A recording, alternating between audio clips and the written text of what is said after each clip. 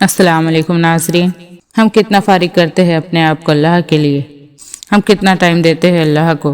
ہمارے پاس دنیا جہاں کی چیزوں کے لیے ٹائم ہے، لوگوں سے ملنے کا ٹائم ہے، لیکن اللہ کی عبادت کے لیے ٹائم نہیں ہے، نماز کے لیے ٹائم نہیں ہے۔ اللہ کا وعدہ ہے کہ جو میری عبادت کے لیے اپنے آپ کو فارغ کرے گا، اس کا رزلٹ یہ ہے کہ میں اس کو غنی کر دوں گا۔ اور غنی ہونا کیا ہے؟ ہم نے بہت سے لوگوں کو دیکھا ہوگا کہ وہ دل سے غنی ہیں۔ اب دل سے غنی ہونا کیا ہے؟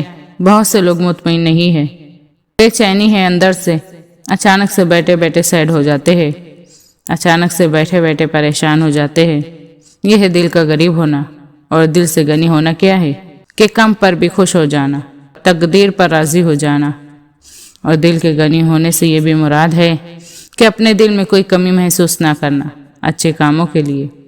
اب جب اچھے کام ہمارے لیے مشکل بن گئے، نیکی ہمارے لیے مشکل بن گئی اور برائی ہمارے لیے اتنی آسان بن گئی کہ برائی کرنے کے لیے رات میں الارم لگا کر بھی اٹھ جائیں گے ہم، تو ظاہر ہے کہ جب نیکی مشکل ہو جائے اور برائی آسان ہو جائے تو پھر اس کا مطلب ہے کہ دل غریب ہے، دل غنی نہیں ہے۔ اگر آپ چاہتے ہیں کہ آپ کا دل بڑا ہو، آپ کا دل امیر ہو، تو اپنے آپ کو فارغ کرے اللہ کے لیے، ٹائم نکالے اللہ کے لیے، اور پھر دیکھے کہ آپ کے مسئلے کیسے حل ہوتے ہیں۔ ایک شخص کا واقعہ ہے کہ وہ بہت مشکل سے گزر رہے تھے، ان کا مسئلہ ہی حل نہیں ہو رہا تھا، اور 6-7 مہینے ہو گئے ان کا مسئلہ ہی حل نہیں ہو رہا ہے۔ کوئی فیملی پرابلم تھی۔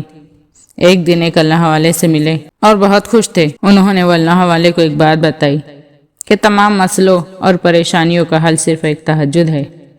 چاہے وہ کیسی بھی پریشانی ہو، کوئی بھی مسئلہ ہو، صرف اور صرف تہجد کی دعا ہے۔